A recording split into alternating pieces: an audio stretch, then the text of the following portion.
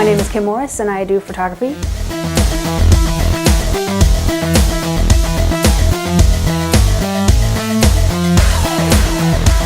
And gosh, I did this project in high school, and it required a photograph of my project. And I, since then, had abandoned, it was wood shop, and I abandoned wood and went right into photography. And it just captivated my imagination, it captivated my creative impulse, and yeah, ever since. What I love about photography is it captures this tiny little moment in time forever. And it's that moment of connecting a feeling with what you see and sometimes what you hear, but to be able to transform your feeling into a visual representation of that, that's what it's about.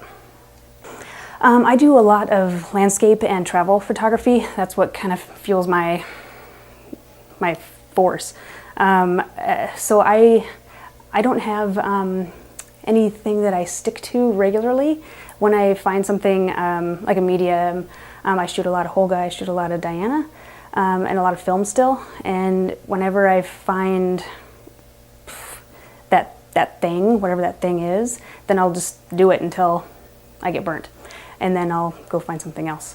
I think that's part of the fun too, is you're always exploring, you're stumbling on new things, and each one of those little stumbles is a little gift. I have a guilty pleasure. I use my phone a lot. There is an app that I am hooked on it, and I've been hooked on it for a good 6 months or so. And I will have a lot from my phone, which is really easy, and and also to manipulate with the new software that's out there too. So it's funky. It's not your standard run of the mill. It kind of does a little bit of what what film will do for you. I don't have it anymore. It's in Spokane somewhere, but I have this old exposed slide film that was, geez, it had been expired for I don't know how long. But it did amazing things, and nothing that I had expected, and nothing that when I was a kid, I didn't like it because it didn't do what I wanted it to do. I'd give anything to have it back now.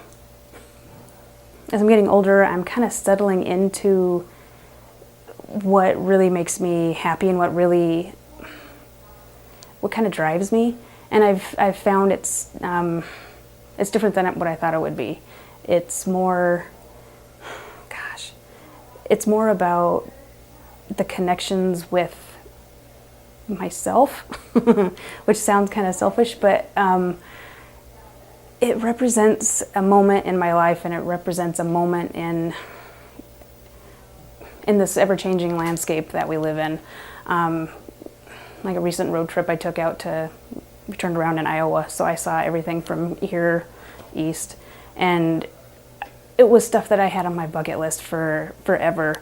And Yellowstone, I had never been, and it surpassed everything. It's those little quiet moments, those little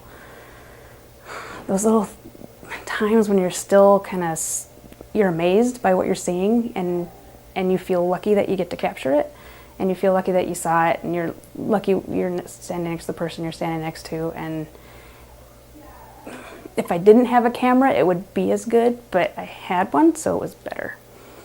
I am blown away every time someone looks at something that I've done and they're like, ooh, I want to go there, because that's how I feel. I would love to go back, but luckily I have a photograph of it.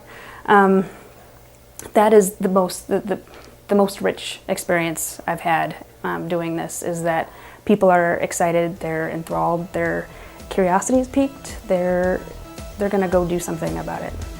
My name is Kim, and I am a raw artist.